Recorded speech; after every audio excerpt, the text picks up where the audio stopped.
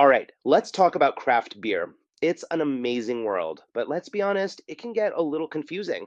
Today, we're going to crack the code, demystify all those weird acronyms, and make sure you can walk up to any tab list and order like a pro. You know the feeling. We've all been there, right?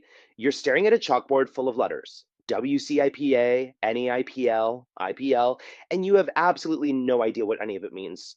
It can feel like you need a secret password just to get a drink. Well, that ends today.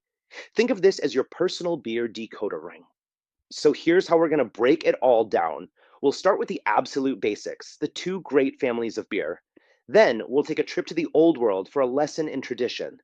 After that, we'll jump into the American IPA revolution that changed everything, explore the new wave of IPAs, and finish up with your very own guide to the top list. Okay, let's get into it. Now, the goal here isn't to make you a beer tasting expert in the next 10 minutes. It's about something much more useful, giving you the tools to understand why beers taste the way they do. And here's the secret: you don't need to memorize 100 different beer styles. That's impossible. Instead, we're going to focus on the building blocks, the key ingredients, and the processes brewers use. It's like learning the alphabet instead of trying to memorize every word in the dictionary. Once you get these fundamentals, you can figure out pretty much any beer you come across. Let's start at the very beginning. Because everything, and I mean every beer in the world, from the palest Pilsner to the darkest stout, falls into one of two giant families. And the only thing that separates them? One tiny little organism: yeast. So you've got two teams, basically. Team Ale likes it warm and works fast, floating near the top of the tank. Think of it as the life of the party, creating all these bold, fruity, and robust flavors. Then you've got Team Lager. They like to chill out, work slow and low at the bottom of the vessel, and the result is super clean, crisp, and refined. And here's where it gets really cool, because you can see how temperature literally creates flavor. That warmer fermentation for ales basically tells the yeast to throw a flavor party. It pumps out these things called esters and phenols, and that's exactly where you get those classic banana, clove, or apple notes from. But with lagers, that cold temperature tells the yeast, hey, keep it clean. It quiets all that down, which lets the pure character of the malts and hops shine through. So we've got our two families, ale and lager. Now let's see this in action by taking a trip back in time to look at a true icon. You see, to really understand today's modern beers, you have to appreciate tradition. And this style, the Czech lager, is a genuine masterclass in how to build flavor. So, what's the secret weapon for a truly authentic Czech lager? It's this incredibly labor intensive, old school technique called decoction mashing. Now, most modern brewers just steep their grains in hot water, kind of like making a giant pot of tea. But decoction? Oh, that's a whole other level. You're basically cooking the grains twice to unlock these amazingly deep flavors. Now, this process might look complicated, but the magic is all in that boiling step when they boil part of that grainy mixture to creating something called a Maillard reaction. And trust me, you know this reaction. It's what makes toast toasty, and it's what gives a steak that delicious crust. They're literally building those rich, complex bready flavors right into the grain. And by doing it multiple times, they just keep layering on more and more character. And hey, you don't have to take my word for it. Listen to what the brewmaster at Budvar has to say. I mean, that really tells you everything, doesn't it? For the masters of this style, decoction isn't just one step in a recipe, it is the beer. It's the secret to getting that amazing rich body while still finishing perfectly clean. All right, buckle up. We're leaving the old world behind and jumping across the pond to America, where a bunch of rebellious brewers basically looked at European tradition, said, that's nice, and then cranked the volume up to 11. We're talking about the American IPA revolution. But the IPA didn't just appear out of thin air. It had a slightly more polite older sibling, the American Pale Ale, or APA. The APA was the trailblazer. It was the first style that really showed off those amazing American hops, all bright citrus and pine, but it did it with a nice, balancing multi sweetness. It was the warm up act for the much more aggressive headliner. And then, boom, the West Coast IPA arrives on the scene.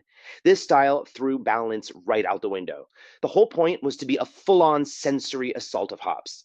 We're talking crystal clear, wickedly bitter, and a finish so dry it practically makes your mouth pucker. The flavor? Imagine licking a pine tree that's been drenched in grapefruit juice. For a generation, this wasn't just a beer, it was a statement. It was the undisputed king. But you know how it goes. Nothing stays king forever. After years of that intense bitterness, people started craving something different. They started asking, What if an IPA could be soft? What if it could be juicy? And that question kicked off a rebellion, a new wave of IPAs that were a direct reaction to that classic West Coast style. And this chart right here, this is basically the IPA civil war. On one side, you have the clear, bitter, piney West Coast IPA, and on the other, the hazy, low bitterness, juicy, hazy IPA. One is sharp and crisp, the other is soft and pillowy. It's like comparing a cactus to a mango. They're both called IPAs, but they could not be more different. So, how in the world do they get a beer to taste like tropical fruit juice? Well, it's a three-part trick. First, they tweak the water chemistry, adding chlorides to create a softer, fuller mouthfeel. Second, they throw in grains like oats and wheat. Those are packed with proteins that create the signature haze and that pillowy texture. And third, this is the big one. They add a mountain of hops at the very end of the process. That way, you get all the amazing aroma with almost none of the bitterness. So you think you've got it figured out, right? Bitter West Coast versus juicy hazy, all set. Nope. Just when things got comfortable, brewers went and invented the cold IPA. This thing is a fascinating hybrid, a total Frankenstein's monster of a beer in the best possible way. The mission was to create something that was, and I quote, Wester than West Coast. All the hop intensity, but with the clean, crisp finish of a lager. And the way they built it is by breaking all the rules. They take lager yeast, but they ferment it warm, like an ale, to keep the yeast character super neutral. Then they add a bunch of rice or corn to the grain bill. Yeah, just like in a big macro lager. That makes the beer unbelievably dry. It creates this perfectly clean blank canvas for them to just unload a ton of hops onto. The result is the aromatic punch of an IPA with the clean snap of a lager. Whew. Okay, that was a lot. I know. We've gone from traditional decoction mashing to bizarre hybrid fermentation techniques. So, for this last part, let's put it all together. Let's distill everything we've learned into a simple, practical guide you can actually use next time you're out. All right, screenshot this, write it down, whatever you got to do. This is your cheat sheet. If you see Czech lager on a menu, you should expect something refreshing and balanced with bready malt and spicy hops. See West Coast IPA, that's your cue for bitter, piney, and dry.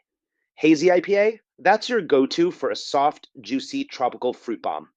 And if you see cold IPA, get ready for maximum hop flavor on an incredibly crisp, light frame. So there you have it. You've got the tools. The next time you walk into a brewery, you're not just guessing based on a cool name. You're choosing an experience. You know why that cold IPA is so crisp and why that Czech lager has such a rich, bready flavor. You're not just ordering a beer anymore, you're speaking the language. And that really brings us to the most exciting part. We've seen brewers blend ale and lager techniques, bring back ancient processes, and invent entirely new ways to use hops. It leaves us with this one big, fascinating question. In a world where every rule can be broken, what comes next? What do you think the next big thing in beer is going to taste like? Thanks for diving in with me on this one. Cheers.